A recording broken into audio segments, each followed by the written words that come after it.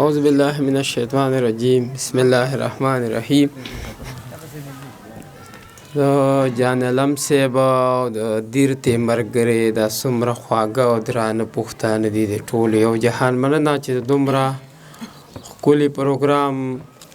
تابع یې وکړه او موږ له پکې دغه کارټلنګ دعوت راکړ. یو جهان مننه او د نورالامین یوسفزی صاحب خبرې چې کومې وکړلې نو دا مشر چې کومه خبره وکړه اکیډمي نو زه وایم چې که د اکیډمۍ نه څه مخکې دغه وي نو هغه هم ورته په کار ده اورئ. او نورالامین صاحب چې کومې خبرې کوي نو په قرآن چې د شعر نه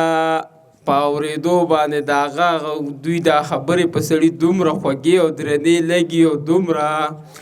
جوړه سوچ او مطالعه ده چې زه خو نشم وی ما خو ته څو پیرې د ځان سره ماشاءالله وي مې نور څوک په یاد نظره کوي یا نه بنده ته یې د نظره نه کوي. پس د پښتو چې دا کومک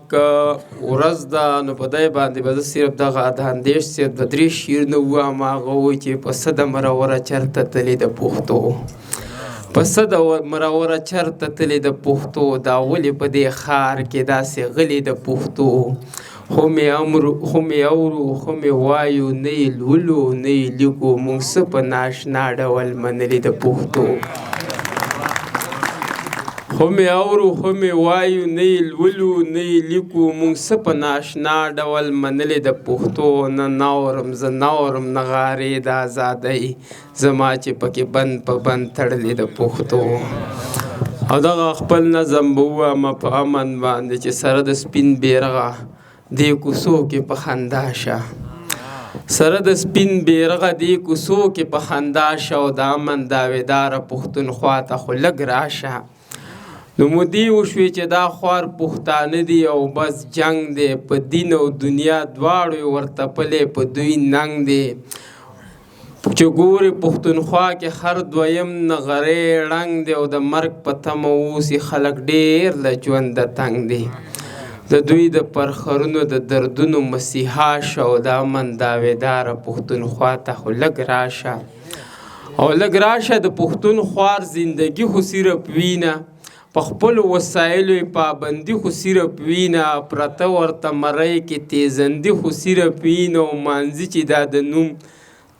مانځي چې تش د نوم د ازادي خو صرف وینه لږ راشه د پښتون خوار زندګي خو صرف وینه په خپلو وسایلو یې پابندي خو صرف وینه او پرته ورته مرۍ کې تیزندي خو صرف وینه او مانځي چې تش د نوم د ازادي خو صرف وینه خبرې د دې ستړي ژوندانه په مدعا شه او د امن داویداره پښتونخوا ته خو لږ راشه او دا غرونه دا ډاګونه په بارودو سره لمبه شو دا ونې دا ګلونه په ګولو ایره ایره شو سکولونه جوماتونه د بمونو نشانه شو او بې شمېره پښتانه پکې لاس لاس او خپه خپه شو. د وخت د ظالمانو په دې ظلم لږه ګاشه او د امن داویداره پښتونخوا ته خو لږ راشه او هري بند دی چې په تا به بیا انصاف بیا په تا به فیصله وي په تا به بیا انصاف بیا په تا به فیصله وي قبوله به وي موږ ته هغه بده او که ښه وي زموږ به پکې بلکل نه خفګان نه څه ګیله وي زموږ به پکې بلکل نه خفګان نه څه ګیله وي خو موږ باندې چې شوی ظلم زور درته ښکاره وي او ته سترګې پټې که حق ووایه ګویا شه او د امن داویداره پښتونخوا ته خو لږ راشه. او دغه څو شعرونه نور هم په پښتانه مینه چې نوي الهام ته مې د وخت د جبر بیخي نه پرېږدي نوي الهام ته مې د وخت جبر بیخي نه پرېږدي یاران غزل غواړي او مونږ غریبي نه پرېږدي زما بچی به څنګه پښتو لیکل لوستل زده کوي ورته نصاب کې چې پښتو څوک لازمي نه پرېږدي